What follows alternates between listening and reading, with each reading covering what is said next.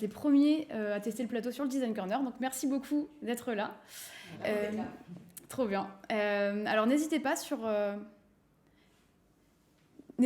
le chat, vous pouvez du coup poser vos questions, ils sont là. On va parler du coup à la fois un peu théorie sur le Lean Canva UX et on va aussi parler pratique en parlant en fait du coup des cas de Le Bon Coin. Donc ça va être sympa. Alors juste du coup on va se focaliser sur vous. Quand on t'a téléphoné du coup pour te dire est-ce que tu serais intéressé pour participer au Design Corner, tu nous as dit moi ça m'intéresserait de parler de Lean UX. Et je voulais savoir, pourquoi cet intérêt pour ce sujet. Ah, c'était ça qu'on s'était dit. Ouais, t'étais. Je pensais qu'on allait parler de communication justement ce soir. C'est ça. Un peu de communication. Ouais. Déjà, je me présente. Et oui, présente-toi. Je passe vite. Je suis Abderrahmane, je suis directeur UX du groupe Le Bon Coin. Voilà, le groupe Le Bon Coin, on a un département produits et tech dans lequel je travaille à la direction. On a une équipe d'une vingtaine de designers. On travaille avec une cinquantaine de PO. Ouais, on doit pas être loin de ça, ouais. Et voilà, effectivement, quand j'ai eu Jessica au bout du fil, moi, il y a un sujet qui me passionne, effectivement, c'est dans quelle mesure est-ce qu'on peut intégrer le design dans une organisation, dans quelle mesure on peut être impactant sur un produit. Effectivement, on va parler de communication ce soir, parce que perso, je pense que c'est un élément très important et on va essayer d'aborder justement le Lean UX Canva, qui est un outil. Je vais laisser peut-être ça avant de se présenter du coup. Oui.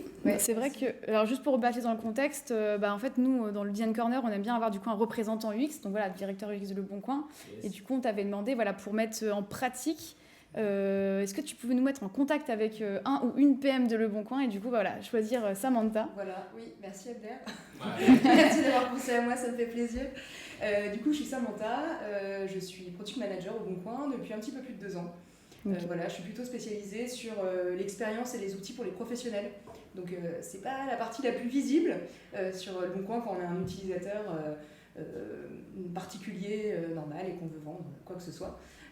Mais c'est une grosse partie finalement du site, l'expérience des professionnels. Et du coup, moi le Lean UX Canva, en fait c'est Abder qui me l'a fait découvrir. Quand je suis arrivée, j'ai un petit peu fait le tour de tout le monde et je me suis dit il faut que j'ai un rendez-vous quand même avec le responsable UX qui m'explique c'est quoi sa vision, comment on bosse ici. Et en fait, Abder a commencé par ça. Ok. Voilà. Et ça va. Bonjour Linux Canva. Voilà, c'est ça. Bonjour Abder, Linux Canva. Donc il me l'a présenté, il me l'a expliqué et je me suis dit c'est top, faut le mettre en pratique. Ouais. Et depuis, j'essaie de le mettre en pratique assez régulièrement sur mes projets. Et du coup, pour un peu redonner du contexte, Le Bon Coin, peut-être redonner un peu le contexte, comment vous êtes composé. Faut savoir que Le Bon Coin, on s'est intéressé il y a quelques années au modèle Spotify et comment on peut s'organiser en équipes pluridisciplinaires qui ont un certain degré d'autonomie et de décision sur le produit. Et avec ça, effectivement, on a eu de cesse d'essayer de sensibiliser nos collaborateurs au fait d'avoir de l'impact sur le marché. Très important. Ouais, et moi j'étais passionné du Lean UX qui repose sur 3 trucs, donc l'agilité, le Lean Startup, le concept Lean Startup et le Design Thinking. Donc on va parler de Design Thinking aussi. On va parler de Design Pour une prochaine fois. Non, mais je pense qu'on en a parlé en long, large et en travers et les gens connaissent assez bien maintenant. Mais voilà, c'est 3 concepts qui sont mis ensemble. Je disais pour intégrer le design au sein de la réflexion et pour avoir un maximum d'impact sur un marché. Et effectivement, on va parler de communication parce qu'on s'est aperçu avec ce modèle-là en feature team ou en squad à Spotify.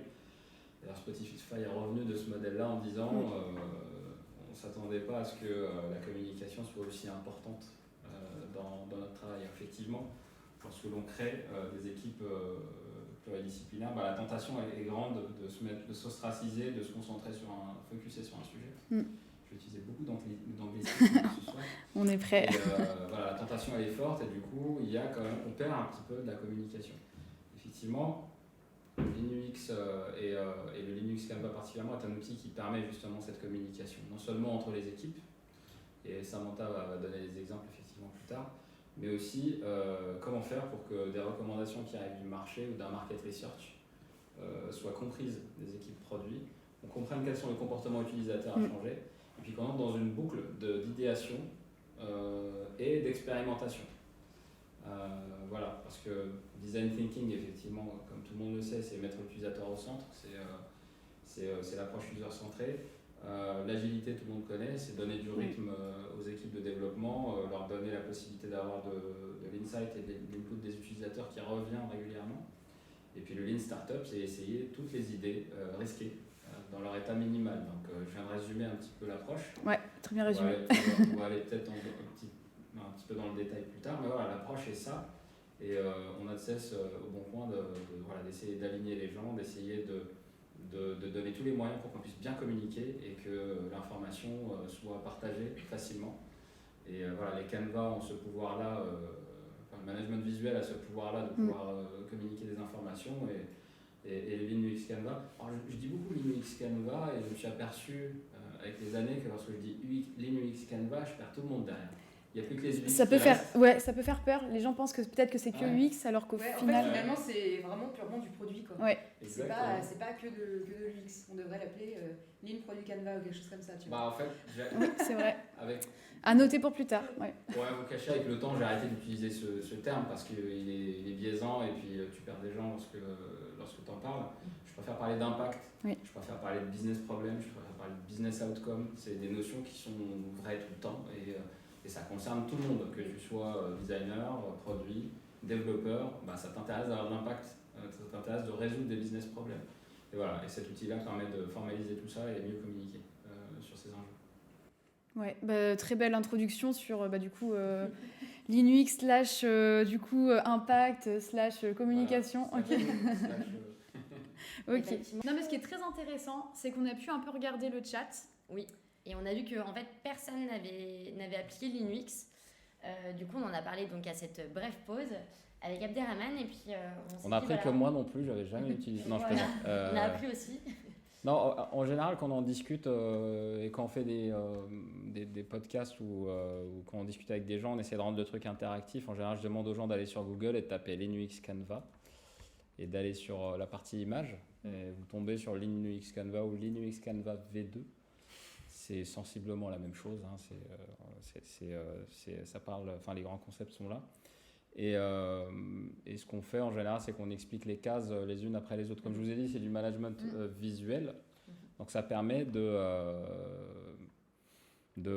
matérialiser ces idées et surtout de parler des bonnes choses au bon moment. Parce que effectivement, quand j'ai eu l'occasion dans ma carrière d'être dans des initiatives ou des projets effectivement où c'était un peu confus, on essayait de s'organiser et puis il y a des gens qui arrivent avec des recommandations.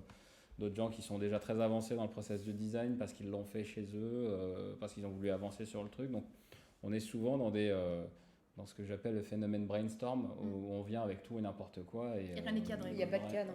Rien n'est cadré. Moi, le brainstorm, je suis très récalcitrant par rapport au brainstorm parce qu'effectivement, c'est bien pour générer des idées ou être innovant, mais pour travailler, c'est compliqué.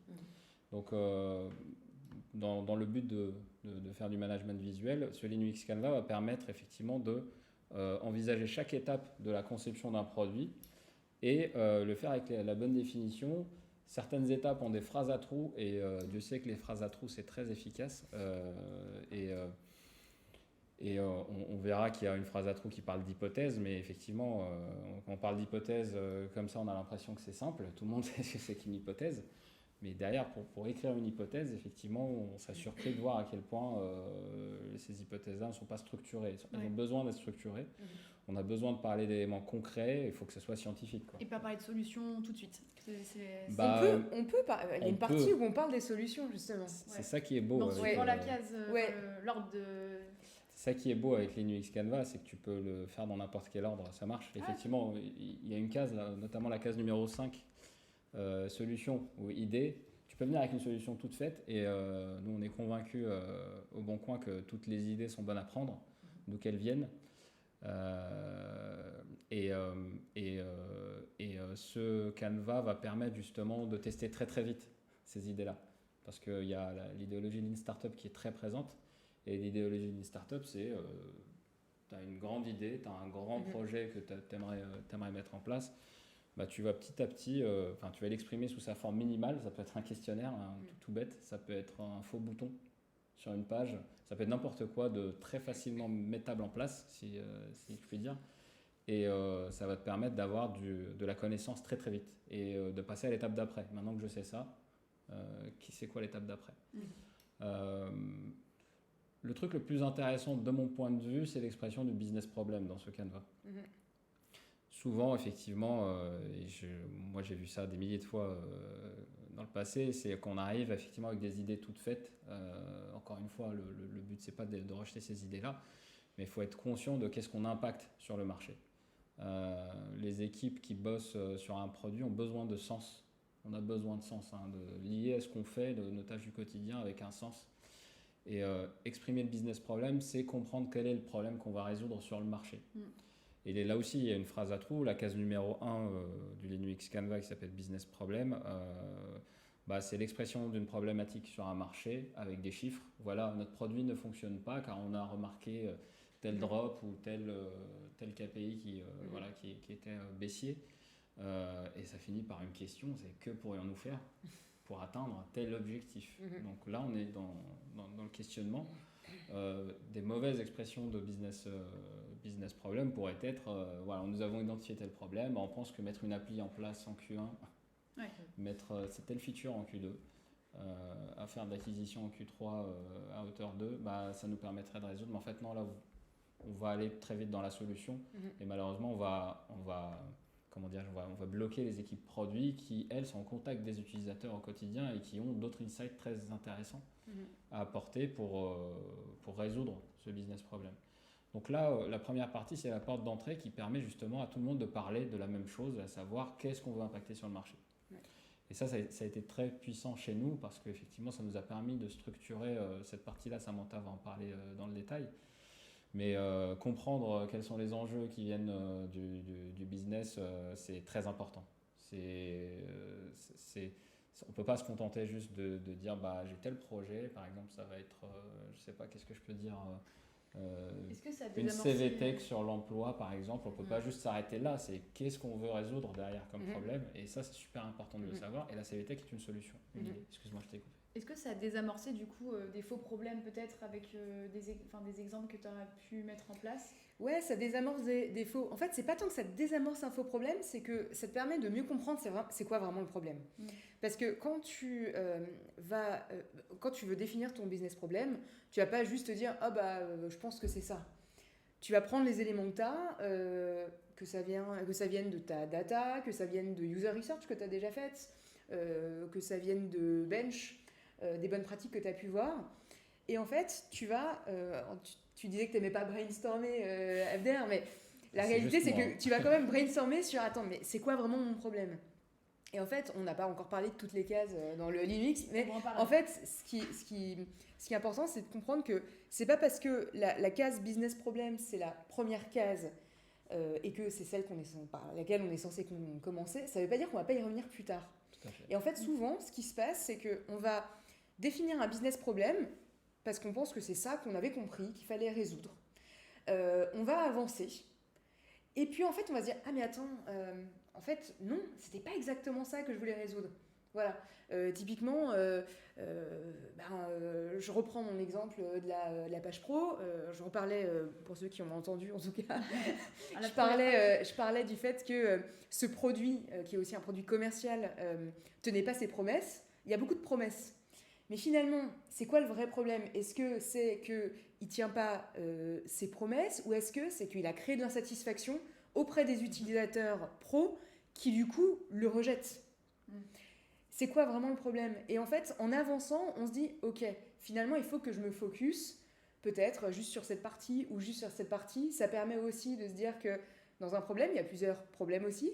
Et que un problème, ça devient plein de petits problèmes à droite à gauche et que peut-être chaque petit problème mérite lui-même, lui tout seul, son propre Linux Canva, sa propre démarche produit à côté. Ok. Et j'aimerais bien voir concrètement le Bon Coin. Vous photocopiez du coup les cases, vous les mettez contre le mur, c'est comment vous faites? Peut-être pour les gens, parce qu'en fait du coup personne ne l'a pratiqué. Ouais. Voilà. Je l'ai sur mon chevet, il est affiché. Il le regarde avant de s'endormir Ouais, bon. chaque soir. Voilà. Ce qui est important de savoir, c'est pour le Ouais, UX comment on le Canva. fait. Ouais, déjà, il faut des équipes pluridisciplinaires, c'est une des règles. Alors, Comment ouais. vous faites? Parce que là, on est UX PM. Ouais. Et elle est où la tech?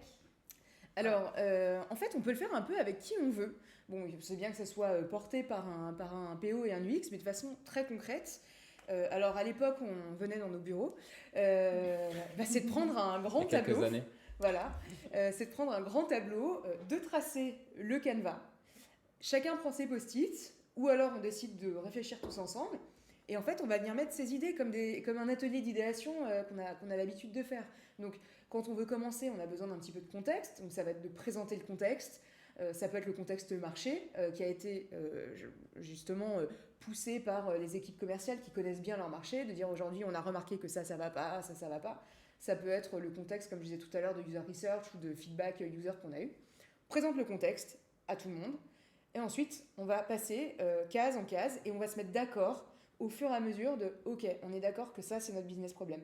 Ok, on va parler de nos business outcomes, ça, c'est nos business outcomes. » Et qui est dans la salle c'est là où, alors, généralement, le PO, le PM, l'UX, parce qu'ils sont porteurs de la démarche et de la vision, mais on peut avoir directement des gens de la direction commerciale, parce qu'ils connaissent très bien leur marché. Et ça va aussi leur permettre de passer de la stratégie pure commerciale à c'est quoi la démarche produit, comment on y répond en fait à ton problème qui est un problème commercial ou qui a un besoin commercial. On peut avoir des gens de l'équipe de dev, parce que embarquer ces devs dès le départ, enfin personnellement moi dans mon équipe ils adorent ça, pouvoir être embarqués finalement dans la réflexion produit, dans le cadrage, parce que ça va être beaucoup plus simple ensuite de les embarquer dans la définition de la solution et son delivery. Donc ça peut être toute personne déjà qui a envie d'y participer, quel que soit son département, ou qui a besoin d'y participer. Mais vraiment, le besoin de base, pour moi, c'est la collaboration entre le PM et son UX. Mais voilà, donc mettez-vous dans une salle, vous tracez votre tableau, vos cases, vous prenez des post-it et vous y allez. Et si vous n'êtes pas dans des salles, vous pouvez utiliser des logiciels tout simplement collaboratifs. Nous, on utilise beaucoup Miro. Miro, par exemple. Par exemple. Non, mais ça peut être du Miro. Il y a Google aussi qui a un outil collaboratif, je crois. Ça peut être des outils comme ça. Mais c'est vrai que la base, c'est de tracer en fait tout simplement ces cases. Mais pour répondre à ta question, Jessica, effectivement, on peut se demander comment actionner ce truc-là. C'est un truc de longue haleine en fait. Effectivement, dans un premier temps, le PM et l'UX vont se mettre autour de ce canevas-là et ils vont planifier. Voilà, on va voir ces différentes phases. Mais il peut y avoir un workshop spécial pour juste écrire un business problem. C'est-à-dire que tu vois les gens du bizdev ou du market ou côté sales et tu t'assois avec eux. Voilà, quel est le problème qu'on essaie de résoudre, on essaie de tirer des traits, on fait des workshops rien que sur ça. Donc c'est un truc asynchrone et les différentes phases de ce tableau-là sont à remplir à mesure que le projet avance. C'est un long process, c'est difficile de... Ce serait mentir de dire qu'en une fois on arrive à remplir toutes les cases. En une heure, c'est impossible. La réalité c'est que... Alors en une heure, déjà, moi je pense qu'il fait à minima 1h30, mais rien que pour faire les 5 premières cases, c'est-à-dire la définition du business problem, les business outcomes, les users qui sont nos key users et nos clients, les user benefits et les solutions qui est la partie un peu fun là on est dans l'idéation, on est dans du brainstorm pour le coup.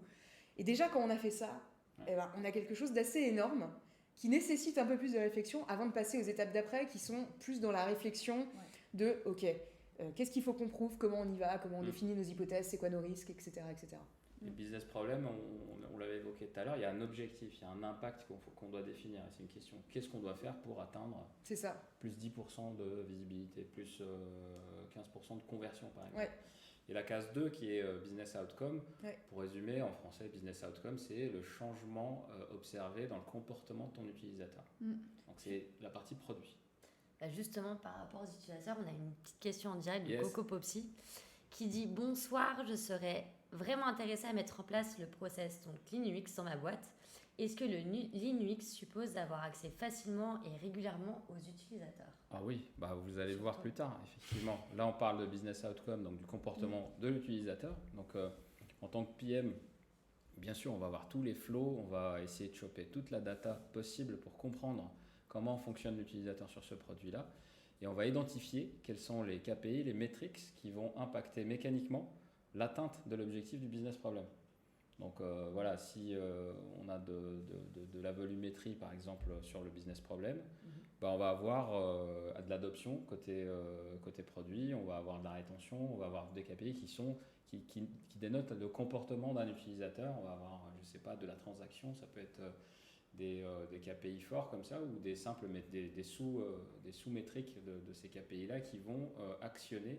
Lorsqu'on va les bouger, ils vont résoudre, justement, ils vont nous permettre d'atteindre l'objectif défini sur le business problem. Et les cases 3 et 4, et on va aller très très vite dessus, effectivement, la case 3 user, c'est les personas, c'est du user research, c'est du travail aussi de longue haleine qui est fait en parallèle et qui ouvre un stream de travail qui va venir alimenter cette case-là. Après, il ne faut pas se limiter. On n'a pas toujours la capacité, en fonction de son entreprise et des ressources qu'on a, de créer des personas et de faire plein de user research. Ça demande quand même beaucoup de ressources et beaucoup de temps. Typiquement, quand je suis arrivée sur le périmètre des professionnels, honnêtement, il n'y avait rien. Il n'y avait pas d'expérience pour les professionnels, c'était très peu mis en avant et du coup, il n'y avait pas vraiment de persona. Bon, on n'a pas eu le temps de passer des mois et des mois à faire de la user research sur chacun des types de personas de chacune des verticales existantes, l'automobile, l'immobilier, etc., etc. On est parti sur des proto-personas. Voilà. Et les proto-personas, c'est le persona qui va quand même droit au but. T'as pas besoin de connaître toute sa vie, t'as juste besoin de connaître où il va, qu'est-ce qu'il fait, de quoi il a besoin. Okay. Donc, ça peut aller vite, ça, les proto-personas. Ça peut aller beaucoup plus vite. Il faut connaître à minima ses utilisateurs. Il y a un minimum d'insight. À minima. Mais il n'y a pas besoin d'avoir le persona dans toute sa splendeur, comme on l'entend aujourd'hui, qui a un travail de longue haleine, qui est assez lourd, hyper intéressant, mais très très long. On peut faire des proto-personas et ça, tout le monde est capable de le faire. Mais effectivement, il faut connaître à minima ses utilisateurs. Et de toute façon, si on ne connaît pas ses utilisateurs, a priori, on n'est pas vraiment capable de faire un produit. Ouais. Et surtout, faut être conscient que c'est un outil de travail, donc c'est très pragmatique. Un véritable persona bien bossé sur une feuille A4, ça met en PLS pas mal de gens au produit. Tu lis comme ça et disent maintenant je comprends pas. Ça pose plus de questions que ça résout de problèmes. Le proto-persona, ça va être un moyen d'entrer en empathie avec ton utilisateur et ça va être quelque chose qui se nourrit d'insights concrets, mais qui n'est pas qui ne souffre pas de la complexité, j'ai envie de dire, les UX vont me détester. La complexité de l'élaboration d'un persona profond. De la psychologie. Là, on est dans le besoin pur. Et tout de suite après, la case bénéfice, en général, on a beaucoup l'approche des jobs to be done. Donc, qu'est-ce que veut vraiment faire ? Enfin, c'est quoi l'objectif que veut atteindre l'utilisateur derrière ce qu'il est en train de faire ? Et qu'est-ce qu'il y gagne aussi ? Qu'est-ce qu'il y gagne ça peut aller très loin, comme juste gagner du temps sur ta journée. C'est très important ça pour de le prendre en compte. Et ça nous permet de sortir la tête du produit. C'est qu'est-ce que veut faire l'utilisateur en fait. C'était comme l'exemple du Spotify, encore une fois, qui a créé des... Faut pas nommer. Mon appli préférée, Spotify. Spotify, en créant des playlists par exemple et en les nommant motivation, par exemple. Vous savez, les playlists, c'est très compliqué, fastidieux. Enfin, ceux qui ont vécu les années 2000 le savent très bien. Faire une playlist, c'est compliqué. Là, ils ont créé des playlists qui se basent sur un job to be done de l'utilisateur. Donc, quand je suis en salle de sport et que je veux faire du sport, je veux être motivé. C'est ça mon job to be done. C'est pas d'allumer la radio, le post-cassette, et de mettre ma playlist que j'ai enregistrée. Non, c'est d'être motivé. Du coup, on va droit au but. Sans parler de foot, ça monte. On va directement. Mais tellement pas en plus. Tu as dit droit au but tout à l'heure, mais vrai, je voulais relever. C'était vraiment pas dans cette optique. Je ne prendrais pas parti. Non. Notre CPO n'apprécierait pas. En l'occurrence, on va directement à ce que veut atteindre l'utilisateur. Il veut être motivé et ça, on s'y attache au bon coin. On essaie de capter qu'est-ce que veut l'utilisateur derrière. Il ne veut pas juste utiliser un produit, il ne veut pas juste déposer une annonce. Il veut gagner du temps sur son... Il veut gagner du temps, il veut passer plus de temps avec ses enfants, ça peut paraître un peu cucul après ligne ce que je suis en train de dire, mais véritablement nos besoins sont simples, il n'y a pas à avoir honte de les dire. Et on est vachement... donc on a une équipe d'une vingtaine de designers au Bon Coin et petit à petit, avec les années passant, on a vraiment installé des process pour faire du user research et pouvoir alimenter ces deux cases du Linux Canva. Et du coup, ce qui est intéressant, en fait, c'est que si on revient sur les 3 dernières, là, les business outcomes, les users et les user benefits, mais c'est là où, en fait, il y a un lien direct entre le commerce et le marketing et le produit. Parce que les business outcomes, c'est finalement qu'est-ce qu'on va y gagner, donc qu'est-ce que l'utilisateur, quel va être son changement de comportement, mais du coup, qu'est-ce que ça nous apporte aussi à nous. Les users, c'est aussi nos clients, parce que là, on parle d'utilisateurs potentiellement dans le cadre d'un produit gratuit ou d'un parcours spécifique. Mais il y a cette notion quand même de client aussi. On ne fait pas des sites juste pour faire joli, c'est aussi pour créer du business derrière. Donc, c'est qui finalement le client à qui on va vendre notre solution? Et l'user benefit, j'ai envie de dire, c'est notre argu marketing final. C'est-à-dire, c'est quoi les argumentaires qui vont faire que notre utilisateur va apprécier et vouloir qu'on l'aide à résoudre son problème. Et sur quoi on va pouvoir essayer de miser, en tout cas, sur quoi on va essayer de miser pour lui transmettre, finalement, pourquoi est-ce qu'on a créé ça pour lui. Okay. Voilà. Et donc, c'est vraiment là qu'on crée du lien. Et c'est aussi là qu'on ne rejette pas complètement ce que nous apporte le commerce et le marketing quand ils viennent avec des grosses expressions de besoin en mode « voilà, ce qu'on va faire, c'est comme ça » et on a déjà défini tout l'argumentaire en amont. Là, on réfléchit pas tant sur une notion de commerce, mais plutôt une notion de produit et de persona. Mais au final, on voit très vite que ça se rejoint. C'est juste qu'on n'a pas utilisé la même technique et potentiellement, on arrive aussi à s'alimenter l'un et l'autre et à faire évoluer les discours derrière. Okay. Bon, au final, j'ai l'impression que du coup, vos parties prenantes, en tout cas, ça a l'air idyllique. On a envie tous du coup de mettre en place le Lean UX. En tout cas, on recrute un Bon Coin.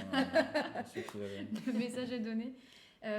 Du coup, j'imagine que ça met un peu plus de... Tu parlais de communication tout à l'heure, parce qu'en fait, c'est rapprocher les parties prenantes, qu'elles se comprennent. Ouais, tout à fait. Du coup, est-ce que là, dans ce monde merveilleux, est-ce que du coup, les gens poussent à faire du Lean UX ou sont appétents, ou c'est toujours une culture à garder, il faut toujours pas perdre le rythme. C'est une très bonne question parce que on recrute beaucoup, je plaisante même pas, on recrute beaucoup, on a triplé de volume en l'espace de quelques années au Bon Coin et effectivement on a notre culture d'entreprise qui est basée sur nos valeurs, mais on a aussi nos process, notre façon de travailler.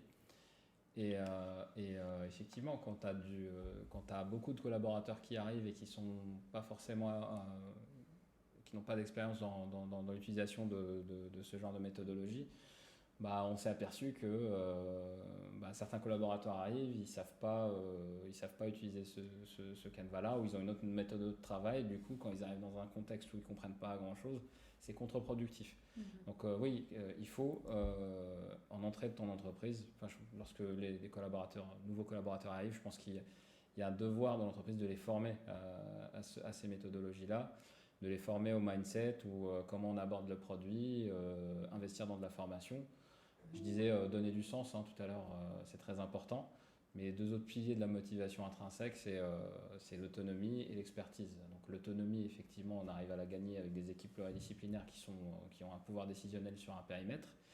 Mais l'expertise, il faut veiller à faire monter les collaborateurs en compétences. Il faut tout le temps être à l'écoute et voir qu'est-ce qui leur manque pour les former et arriver vers ça. Donc ta question, elle est très pertinente en ce sens où faut faire attention à ne pas perdre la culture, il faut faire attention à ne pas... arrêter sur ses acquis, en mode c'est bon. Voilà, et puis le monde évolue. Aujourd'hui, c'est Linux Canva, c'est juste un outil pour juste exprimer l'impact et comment on le structure, mais demain, ça va être autre chose. Donc, il y a un devoir aussi de se renouveler, de se mettre à l'écoute pour pouvoir muter, s'adapter. L'adaptation, c'est très important. Et arriver à ses objectifs grâce à ça. Ok, et du coup, au niveau des PM, j'ai l'impression que tu as une fer de lance de Linux. Oui. Est-ce que tu sais quelque chose que tu vas utiliser systématiquement? Est-ce que tu peux nous dire s'il y a des cas, en fait, non, clairement, ça va vous faire perdre plus de temps? Est-ce que tu as déjà perdu du temps? Est-ce que tu as des tips, du coup, à nous partager pour dire, en fait, là, non, ça sert à rien, et là, oui, il faut justement prendre le temps? Oui, il y a des fois où je ne l'ai pas utilisé. Ça dépend du vrai besoin qu'il y a derrière.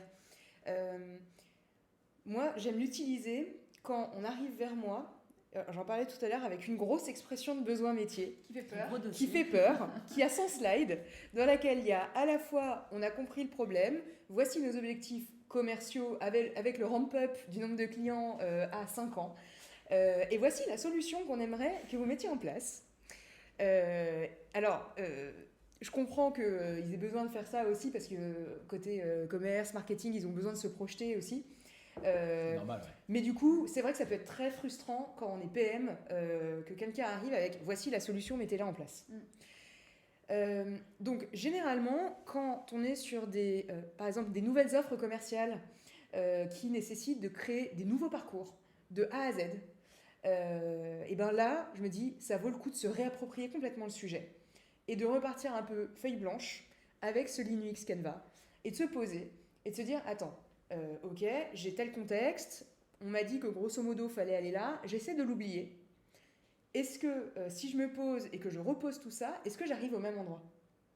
Et potentiellement, je vais peut-être arriver au même endroit, mais avec une démarche différente. Potentiellement, je vais arriver à côté, et dans le meilleur des cas, en fait, je vais avoir une super idée en fait, à laquelle ils n'avaient pas pensé, qui peut être une étape de ce produit-là, une étape de ce projet. Donc, pour moi, quand il y a des enjeux comme ça et qu'on a besoin de se réapproprier les choses, c'est très intéressant à faire. Un autre point, un autre use case, c'est quand on se dit « oh là là, il y a un problème, mais ça a l'air énorme. Je sais pas quoi faire. Je sais pas par où commencer. » Et c'est là où je disais potentiellement, un problème peut être redécomposé en plein de problèmes.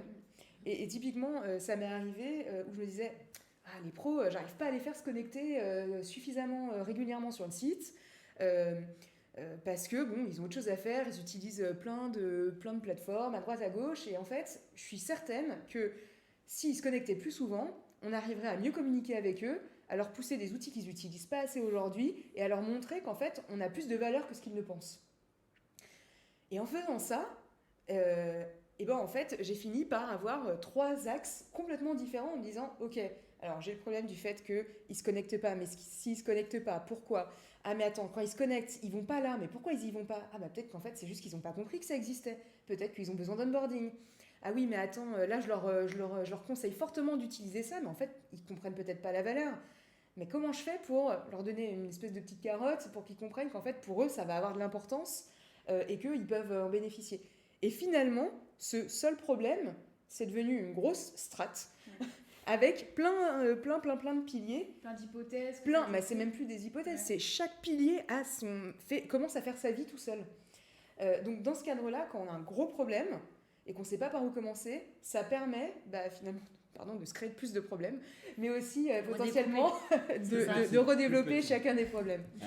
Par contre, un cas où, par exemple, je ne l'ai pas utilisé, il y avait un changement dans la stratégie commerciale d'une des verticales, qui était sur l'emploi. Typiquement, on avait envie de permettre aux petites entreprises de déposer leurs offres gratuitement, puisque déposer les offres d'emploi sur Le Bon Coin était payant.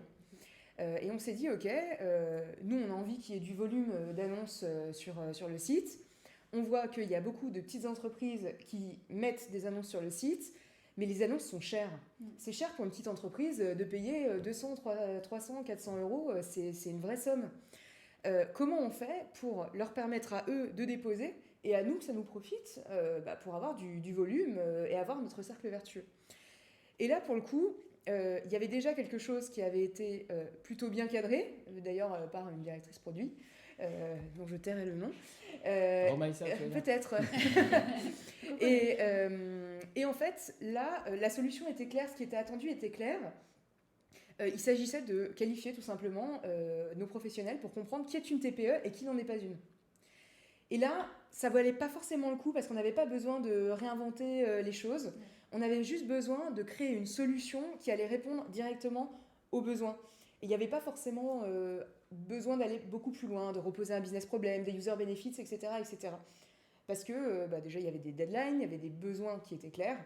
Par contre, ça n'empêche pas que c'est pas parce qu'on applique quelque chose qui nous a été recommandé qu'on va pas y apporter sa patte et qu'on va pas se rendre compte que ça crée des nouvelles opportunités. Ouais. Et typiquement, dans ma tête, l'opportunité que ça a créé, c'est ok, si je dois reconnaître qui est une TPE parmi nos 2 millions de professionnels sur le Bon Coin, si je dois reconnaître qui est une TPE, ça veut dire que je vais pouvoir commencer à qualifier ma base. Et ça veut dire que je vais pouvoir comprendre qui sont mes pros. Ok, donc je ne vais pas forcément remettre tout en question, mais par contre, je vais mettre dans un coin de ma tête que j'ai peut-être un nouveau sujet de qualification de ma base, de comprendre qui sont mes pros. Et de ça, je vais pouvoir aller refaire un petit Linux Canva plus tard et aller chercher des solutions et surtout des user benefits, aller qualifier ma base. Et effectivement, la case 5, qui est la case solution, vous l'aurez compris, c'est l'étape où on fait de l'idéation. Donc il y a des millions de workshops pour créer des idées. Mais là où c'est important d'être exigeant, c'est qu'il faut que ces idées-là, elles répondent à un user benefit. Oui. Et en même temps, qu'elles bougent un KPI, donc qu'elle bouge qu'elle crée de l'outcome, un business outcome. Donc vous savez, ça fait un filtre où toutes les idées qui ne répondent pas à ces deux choses-là sont éliminées. C'est un filtre factuel en plus. Enfin, oui, factuel, c'est voilà, ton idée, si elle répond pas, si elle crée pas un business outcome et qu'elle répond pas à un bénéfice utilisateur, tout le monde est d'accord, on la sort et on voit plus tard. Il y a des idées qui sont osées, qui arrivent directement dans cette case-là, comme on l'a dit. Celle-là aussi, il faut faire attention qu'elle réponde à ces deux enjeux-là. Et ensuite, on peut basculer à la case 6, qui est la case des hypothèses. Ouais. Et l'effet waouh du Linux Canva, c'est que toutes tes idées, là, les 150 idées que tu as réussi à créer sur la phase numéro 5, faut les exprimer sous la forme d'hypothèses. Alors, c'est quoi une hypothèse ? Il y a une phrase à trous pour les hypothèses, c'est « je pense que cette idée-là permettra à l'utilisateur de remplir ce bénéfice-là, et je le verrai lorsque je verrai cette métrique ou ce KPI-là bouger. » Déjà, rien que ça, tu structures vachement ton hypothèse, et on sort je pense qu'une hypothèse, c'est j'ai une idée, mettons ça en prod et on verra. En fait, ça permet de structurer justement tes idées. Et il suffit juste de faire une phrase à trous avec les cases 2, 3, 4 et 5. Donc je pense que cette idée, case numéro 5, pour ces utilisateurs-là, donc les proto-personas, pourrait leur permettre de remplir ce bénéfice, et la case des bénéfices, et nous le verrons lorsque nous verrons ce business outcome, donc la case numéro 2. Donc ça devient un générateur en fait, le Linux Canva, un générateur à idées, un générateur à hypothèses aussi, c'est très important. Parce qu'on est vraiment dans une logique d'expérimentation. Derrière, il y a plein d'idées qui vont naître, et l'enjeu de toute équipe qui avance et qui a envie de résoudre des problématiques utilisateurs, c'est d'avoir une roadmap. Je dis un mot controversé. Des roadmaps court terme, peut-être, ça pourrait plus... au moins des MVP aussi. Oui, en fait, c'est très simple. En fait, tu as des hypothèses qui sont risquées, et tu as des hypothèses, c'est juste du bon sens, en fait. Les hypothèses qui ne sont pas risquées. Donc, tu vas en case numéro... alors, on était à 5, 6, 7, il y en a beaucoup. Oui, il y en a 8. La case numéro 7, c'est on va évaluer le risque de chaque hypothèse. Et puis, on va mettre ça dans un chart. Elles ont toutes de la valeur. Sauf qu'il y en a qui sont risquées et il y en a qui ne sont pas risquées. Celles qui ne sont pas risquées, il faut juste les mettre sur la roadmap, tout simplement. Bon sens, oui. Et celles qui sont risquées, c'est là qu'on va rentrer dans une logique d'expérimentation. Quel est l'état minimal de cette idée-là qui va me permettre de très très vite soit l'entériner, soit la disqualifier. Et d'ailleurs, chez Le Bon Coin, c'est quoi la place des expérimentations qui sort peut-être de cette méthode ? Est-ce que des fois je peux vous donner un exemple. On a eu une fois l'hypothèse, et c'était il y a un bout de temps, on commençait à utiliser ce qu'on appelle le modèle des fausses portes. En gros, tu veux faire un trou dans le mur, ça demande beaucoup d'efforts. Au lieu de faire un trou dans le mur, tu dessines une porte et tu vois combien de gens vont l'emprunter, cette porte-là, pour vérifier quelle est l'appétence et l'utilité aussi d'une telle porte. Comme ça, si cette porte-là n'est pas souvent prise, tu vas revenir sur ta décision et dire je pense que je ne vais pas engager des travaux et bloquer le passage pendant 3 mois pour créer cette entrée qui ne sert à rien à la fin. Et on a essayé d'installer sur l'application iOS à l'époque la possibilité de changer de photo de profil. Aujourd'hui, tu peux changer de photo de profil sur Le Bon Coin. Ça crée de la réassurance, ça permet à l'utilisateur de s'approprier un petit peu son univers sur Le Bon Coin, son profil. Ça crée de la réassurance entre utilisateurs. Lorsqu'on voit un visage en face, c'est beaucoup plus rassurant lorsqu'on est en contact avec des utilisateurs. Et cette hypothèse-là, on l'avait à l'époque. Et du coup, on s'est dit, on va le développer. Sauf que pour le développer, ça demandait beaucoup de travail. Pourquoi ? Parce que les photos, il faut les modérer. Donc on a un système de modération automatique et un système de modération manuel. Ça demande des ressources aussi, ça demande du développement. Donc là, 2 mois de travail. Ok, parce qu'à la base, c'est juste un bouton, c'est un truc sur le marché qui est prépondérant. Tu appuies sur le bouton, tu uploads ta photo et c'est bon. Mais il faut les valider, ces photos-là, parce qu'on n'est pas à l'abri de photos qui ne sont pas sortables. Je n'arrive pas à trouver le terme, mais voilà, vous comprenez. Et voilà, de fil en aiguille, on s'est retrouvé sur un cycle de développement de 6 mois. Ouais. Donc, qu'est-ce qu'on s'est dit ? On va tester les fausses portes. Sur l'appli iOS, on va juste mettre un bouton factice, très reconnaissable, hein, c'est le bouton Edit sur ta photo, et on va traquer juste ce bouton-là, et on va pop-up un message. Merci d'avoir utilisé cette fonctionnalité, elle arrive bientôt.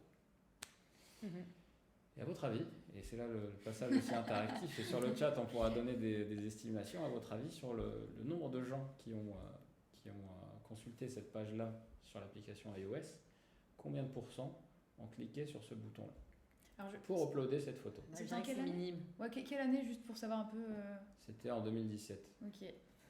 Moi, je te dirais comme ça d'instinct, moins de 10%. Moins de 10%. Sur le Tout chat, simple. il y a des gens qui veulent... Sur le chat, est-ce que des gens sont chauds? Ouais. Est-ce qu'ils sont chauds pour trouver?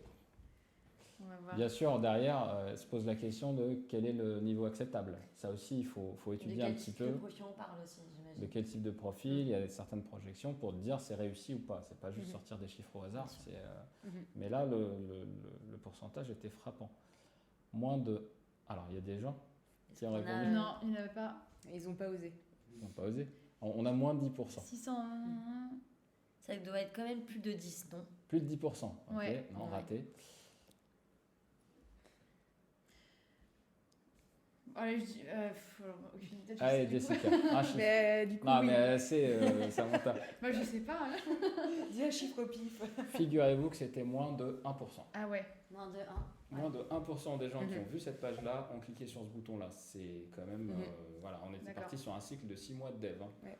pour à la fin un truc qui marche pas. Et c'était quoi le KPI? À partir de combien de pourcents vous étiez dit, allez, go, on y va? Bah justement, ça c'est à définir. D'accord.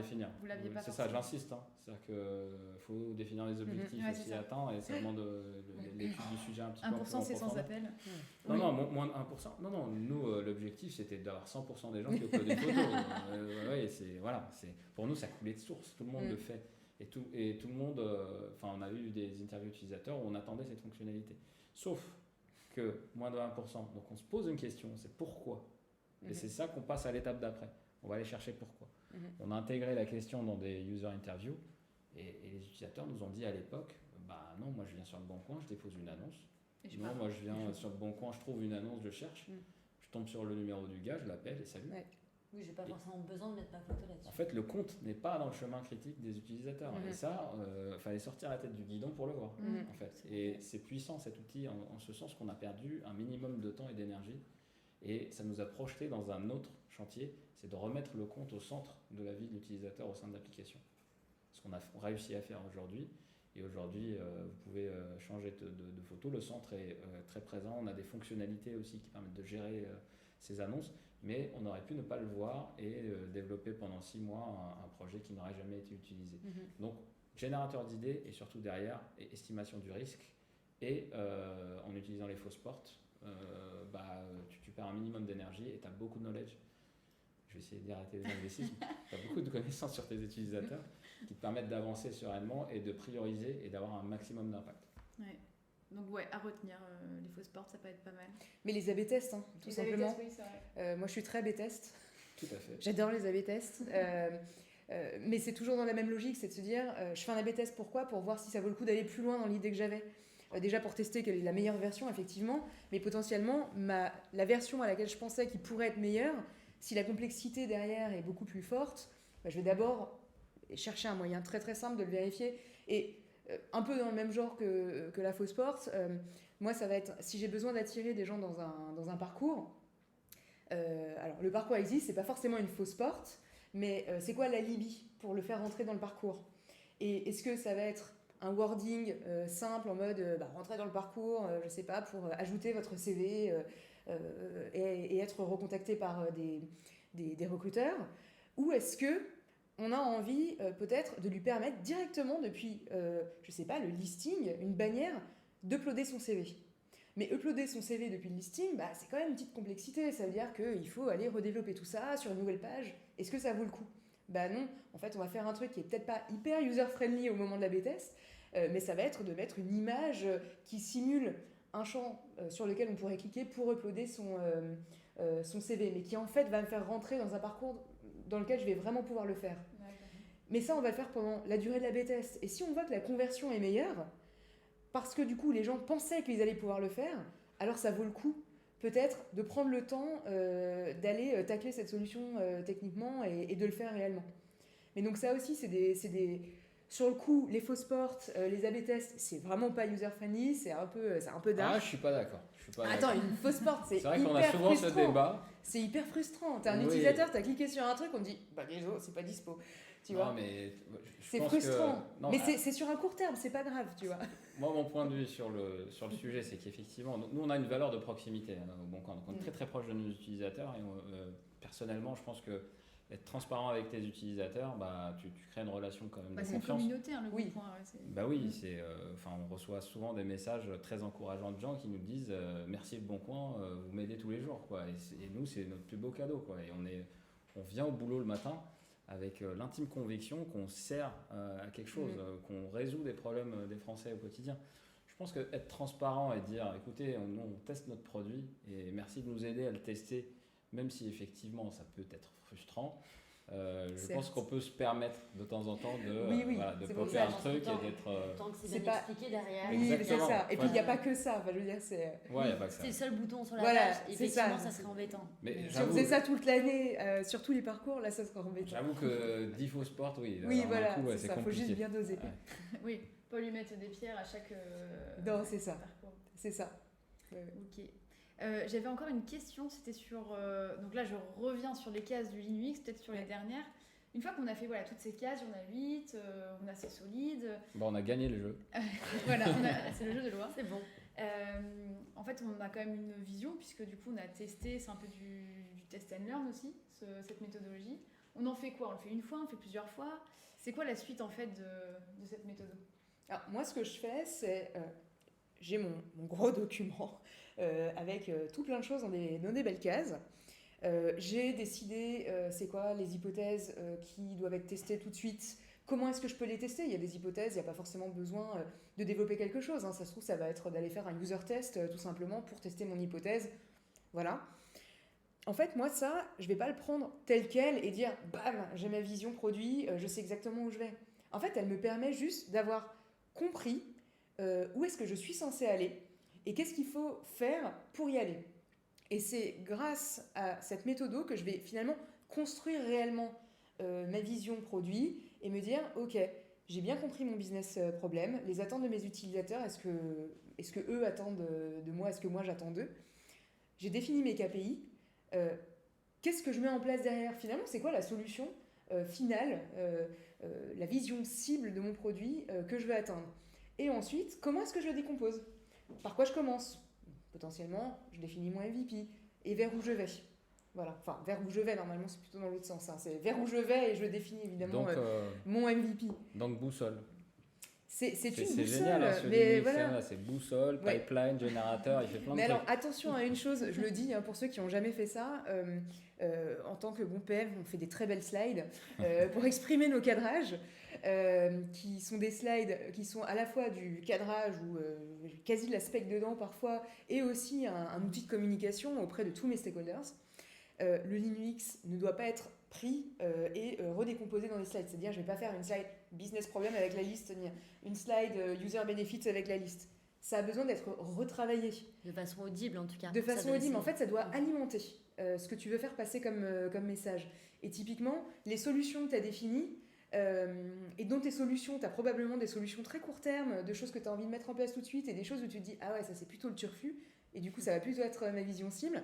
Mais c'est ça, en fait, qui va alimenter le fait de dire « Voilà où je vais. Voilà c'est quoi, là où on va, et comment est-ce qu'on va y arriver, petit à petit. Et comment est-ce qu'on répond au fur et à mesure à nos différents besoins, comment je lève tel risque, etc. etc. » Donc, le Lean UX, c'est un bel outil qui pose des choses, mais ensuite, ça a besoin d'être retranscrit dans du storytelling pour que ça devienne audible. Voilà. Bien sûr. Ok. Et du coup, toi, en tant que directeur UX, est-ce que tu disais que tout à l'heure, tu fais quelques formations, enfin peut-être que tu cadres plutôt en fait vers où ça doit aller, à la fois les UX, les PM, et du coup, je reviens un peu sur la tech, j'en ai parlé tout à l'heure, parce qu'en fait, du coup, un bon produit, c'est un tabouret, en fait, il y a les PM, il y a le produit, le design et la tech, et sinon le tabouret, il tombe sans la tech. C'est quoi la place? Parce qu'on parle beaucoup du duo PM UX, et du coup, je voulais savoir... Non, je pense que c'est important quand tu travailles un produit, que tu sois développeur, PM ou UX, d'être curieux. Ouais. D'essayer de s'intéresser un petit peu au métier à côté de ton métier. Personnellement, dans l'équipe UX, je fais des assessments de mon équipe. Encore un peu d'anglais? Alors, Les évaluations à faire. Les évaluations des niveaux sur des compétences. Voilà. Quand ça se dit dans un mot, c'est bien en anglais. Voilà, exactement. Et en fait, dans le design process, il y a une cinquantaine de skills, de micro-skills, de micro-compétences sur lesquelles je vais évaluer mes UX. Et dans cette cinquantaine de compétences, je fais 3 parties. Une qui est liée au métier, donc du UX, tout ce qui est user testing, UX design dans les équipes, UI design, user research, tout ça c'est propre à l'UX. Mais je vais aussi chercher à voir à côté quelles sont les compétences connexes qui sont liées à de la gestion de projet, à de la gestion de backlog, au métier de PO en fait, parce qu'ils côtoient les PO au quotidien et c'est important qu'ils comprennent les enjeux aussi d'un PO pour pouvoir travailler avec lui. Je vais essayer aussi, je vais les évaluer sur tout ce qui est business acumen. C'est quoi un market sizing? C'est quoi une segmentation? C'est important de comprendre ça en entrée de user research pour pouvoir bien orienter ton user research. Et puis des compétences qui sont purement liées à du soft skill, savoir présenter, savoir mentorer, voilà, des choses qui sont connexes à ton métier du X. Et je pense qu'en tant que développeur, moi j'ai des relations avec certains développeurs au Bon Coin qui sont très cool et c'est des développeurs qui sont très curieux. Ils ont envie de savoir qu'est-ce que les utilisateurs pensent vraiment. Ouais. Donc lorsqu'on les sollicite pour faire un user test, je viens prendre des notes. C'est super simple. Et puis en sortant de là, moi j'ai vu des étoiles dans les yeux de développeurs et on a des développeurs très très engagés qui sont... c'est des brutes de coding, mais quand il parle de son travail, il sait qu'il est en train de résoudre un problème utilisateur. Il a des idées, des fois il va prendre des initiatives. Donc c'est très important, je pense, quand tu travailles un produit, et surtout dans le cadre d'équipes pluridisciplinaires, que les gens s'intéressent au travail des autres. Bien sûr, nous en tant que manager, on fait en sorte de faire grandir les équipes, on les forme, on essaie d'identifier quelles sont les opportunités de faire grandir nos équipes. Et puis on essaie de distiller cette culture de la curiosité, on essaie de faire des BBL, on essaie de faire des meet-up, on essaie de distiller le savoir pour qu'il soit pris par nos collaborateurs et appliqué dans la vie quotidienne. En fait. Ouais. Moi j'ai l'impression qu'il y a 2 moments, si on revient sur notre méthode de Linux, il y a 2 moments où en fait l'équipe tech peut avoir un rôle hyper intéressant à jouer. C'est au moment où déjà on va faire les solutions. Et là, tout simplement, c'est d'organiser un atelier d'idéation avec son équipe. Peu importe le format, finalement, ça va être de faire de l'idéation. Et là, on va leur exposer le problème, ce qu'on en attend, l'objectif de l'atelier, etc. Et les équipes tech ont souvent des tonnes d'idées. C'est assez fou parce que certes, en fait, ils sont pas, on le sait, hein. Ils demandent juste à être sollicités. Ouais, ils veulent être sollicités, ils veulent faire partie pas seulement de la résolution de la solution, mais aussi de la définition des solutions. Et donc, ça peut être via des ateliers d'idéation, ça peut être via du story mapping, par exemple. Ou tout simplement des ateliers de mind map, etc., qui vont permettre de définir des solutions. Ensuite, on va faire ce travail de définir des hypothèses ou peut-être de les sélectionner.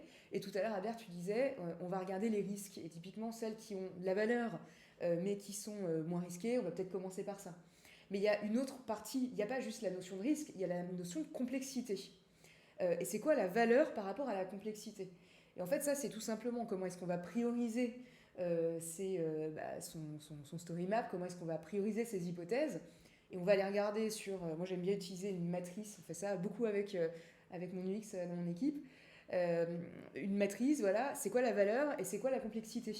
Et là on a besoin des devs pour nous aider à estimer la complexité, parce que nous, on a un pressentiment, mais en fait, c'est eux qui peuvent nous dire « Oh là là, attends, ça, c'est hyper lourd. Ah ok, ça a beaucoup de valeur. Bon, bah en fait, c'est peut-être pas la prio. Ça a beaucoup de valeur. ça a beaucoup de valeur, et en plus, t'inquiète, je te le fais en 2 jours. Ok, bah go. Ouais. Et en fait, c'est là aussi, on va pouvoir replacer vraiment l'équipe tech dans finalement la définition de sa strate. Il participe complètement à ça. Et d'ailleurs, la définition de sa MVP, c'est pas que le PM, c'est pas l'UX et le PM, c'est toute l'équipe. Tout le monde doit être aligné sur, ok, est-ce que ça répond bien à notre objectif ? Est-ce qu'on va arriver à vérifier nos hypothèses ? Et est-ce que c'est faisable ? Est-ce que c'est faisable à moindre coût ? Parce que la MVP, c'est quand même censé être du moindre coût aussi. Et dans ce monde idyllique, ta ligne de code résout un business problem finalement. Ouais, donc ça fait plaisir. Ouais, dans ce monde idyllique. Alors moi, j'aurais une toute dernière question parce qu'il va falloir conclure. Mais j'en profite pour dans le chat, si vous avez encore des questions, le temps que je pose la mienne, je vous invite à les poser, voilà, pour bénéficier de vos bons conseils et de ce Rex. On a vu tout à l'heure qu'il y avait personne qui avait utilisé le UX. En tout cas, même moi, je me confesse, je ne l'ai jamais utilisé. T'as envie maintenant ? et en fait, ça donne envie, ça donne peut-être des pistes pour certains points à craquer. Enfin, moi, je n'utilisais pas forcément. Il y a plein de techniques. Ouais, il y a des tonnes de techniques. Mais du coup, si demain, quelqu'un se dit, ok, je vais tester la méthode, qu'est-ce que vous préconisez ? J'attrape un UX et je dis, aide-moi. Enfin, voilà, je suis tout seul, j'ai envie de me lancer. Les UX, on ne l'invente pas, c'est les messieurs Jeff Gothelf et Josh Seiden qui ont inventé ce truc-là. Ils sont vachement inspirés du travail d'Eric Rice sur Lean Startup. C'est des concepts que tout le monde utilise dans la vie quotidienne. C'est en les mettant ensemble que ça devient puissant. Moi, je préconiserais d'aller voir plein de vidéos de monsieur Jeff Gothelf qui en parle en long, en large et en travers. En fait, il fait tout le... Il y a même une formation, l'UX Canva. Donc se documenter, YouTube est un outil très très puissant pour ça. Sinon, il y a les 2 ouvrages. Vous avez l'UX, tout simplement. Oui. Jeff Gothelf, Josh Seiden. Et le deuxième, c'est Sense and Respond. Donc toujours dans cette logique d'impacter. Donc sentir le retour des utilisateurs et répondre pour impacter en fait. Et le premier bouquin, c'est... leur expérience, si je résume, il y a autre chose dans ces bouquins-là, mais le premier bouquin, Linux, c'est comment appliquer Linux au quotidien. Et on est d'accord, c'est pragmatique. On ne va pas faire toutes les phases de design thinking systématiquement. Ouais. Si on va s'adapter, on va faire plus ci, moins ça, pour pouvoir répondre vite. Eux, comment ils l'ont appliqué dans leur entreprise. Et Sense and Respond, c'est des gens qui ont lu Linux Canva. Il y a plein de cas d'adaptation de Linux dans leur entreprise et dans leur contexte. Ouais. Et ils donnent des exemples de, eux, ils ont fait ça plutôt comme ça, parce qu'ils étaient structurés comme ça. Et le truc, c'est que c'est adaptable en fait. Et il faut pas, c'est pas une religion, c'est pas. Faut pas. By the book, c'est très compliqué de nos jours, surtout avec nos contextes, et c'est très décourageant.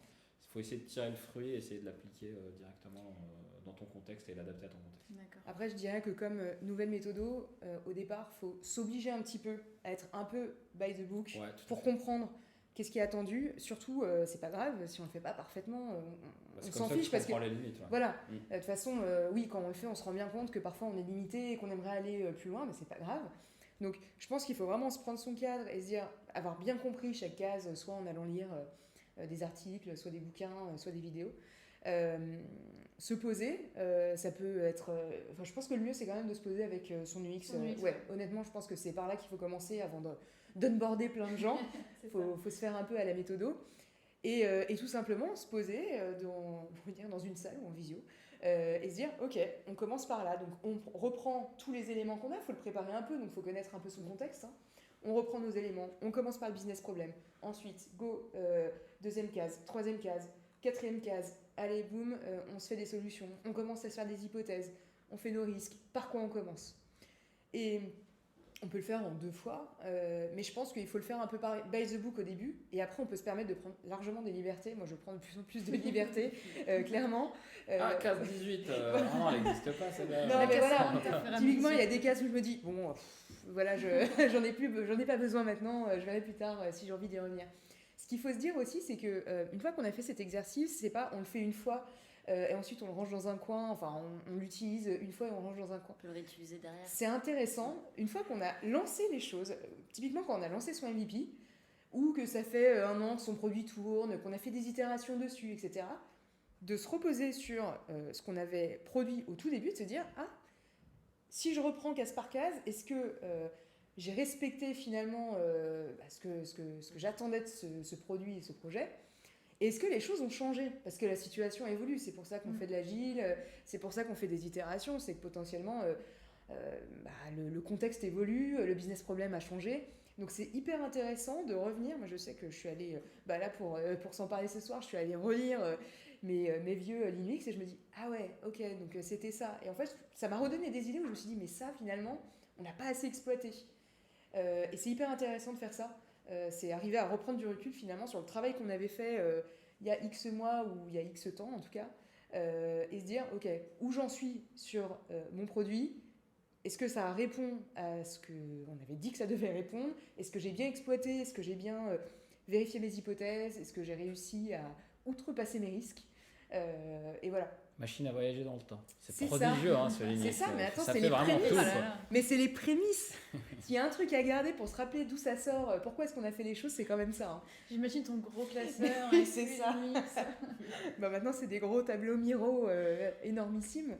Mais C'est ouais. très pratique pour... Faites-le de façon décomplexée si vous commencez. C'est comme toute méthodo. La première fois qu'on a fait un story map et qu'il fallait animer en plus un atelier de story mapping avec plein de gens, on a un peu les chocottes, on n'est pas sûr de faire bien les choses. Mais c'est pas grave, on apprend en marchant et c'est pas grave. L'important, c'est l'intention. Et l'important, c'est de se dire qu'on est capable de revenir sur les choses. Et voilà, c'est pas parce qu'il y a des numéros dans des cases qu'on peut pas se dire, ah mince, attends, j'en suis à la case 5. En fait, je me rends compte que je me suis gouré.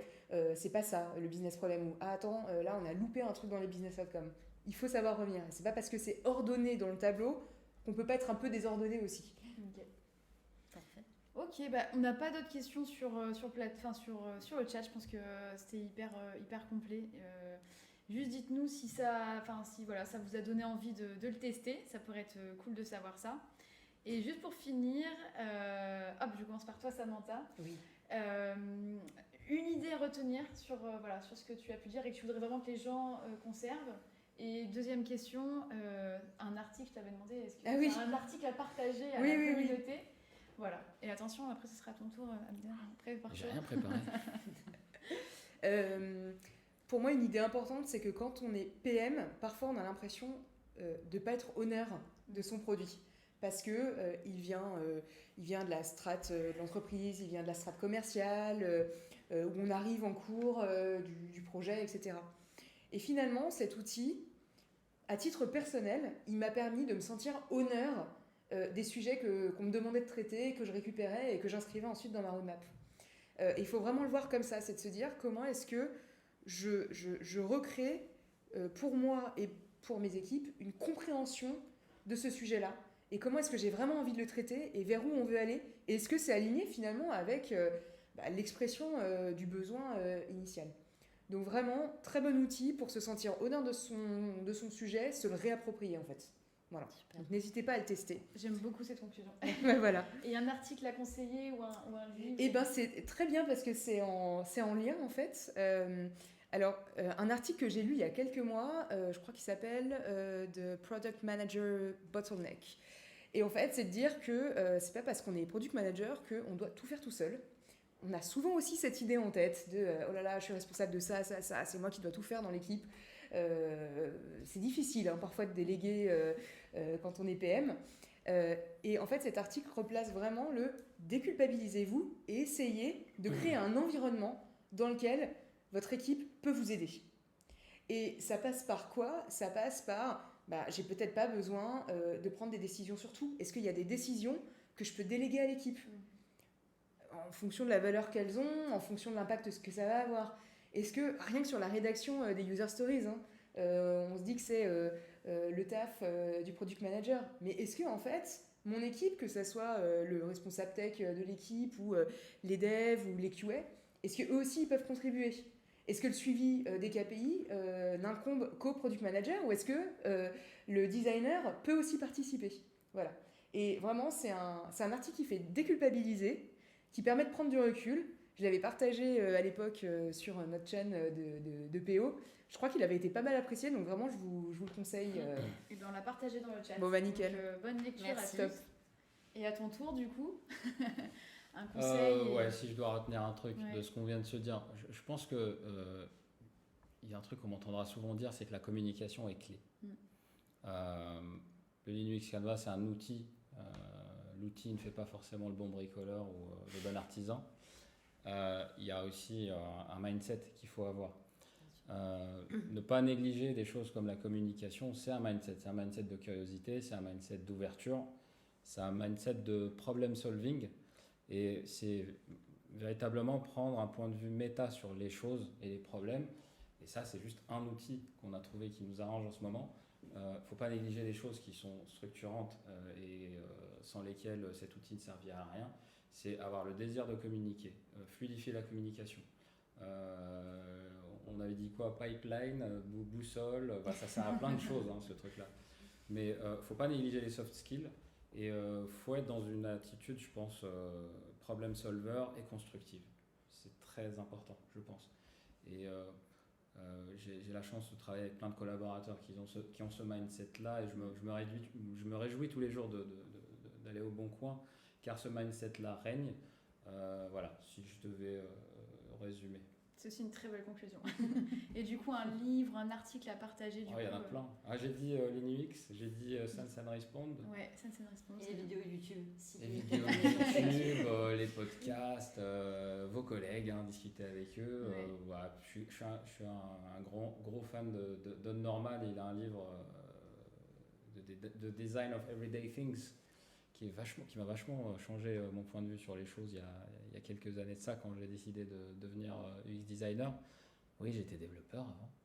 Ah, confession. Ouais, je viens Les du masques développement. tombent. Non, c'est un livre vachement cool qui parle principalement des gros concepts qui se trouvent qui découlent de la psychologie cognitive et qui sont appliqués sur les objets. En tant que designer, c'est très intéressant de comprendre c'est quoi l'affordance d'un objet, ce genre de choses. Ça a été un bouquin très révélateur et ça explique pourquoi les portes sont mal designées, quoi. Et, Voilà. oui, Pour revenir pourquoi à la ces plupart portes. des portes que vous prenez sont mal pensées et aujourd'hui souvent je fais la blague, tiens, c'est une porte de Norman là. Bon, c'est maintenant que tu as un problème avec les portes ou... C'est un truc qui me chauffe très très vite, les portes. Ok. En tout cas, merci beaucoup pour Merci tout à vous. ce partage. Ouais, C'était merci. super Un grand intéressant. Merci pour l'invitation. C'était un plaisir. On vous dira si on a mis ça en place et c'est un bon exemple. Et puis Le Bon Coin, c'était vraiment, tout le monde connaît, donc c'est aussi un exemple de voir l'appli des Français ou le site des Français. Donc c'est vraiment pas mal. Et on reste ouvert si vous avez des questions, bien sûr. Ouais. On reste très disponible sans aucun problème. Trop Merci. cool. Non, mais vraiment super.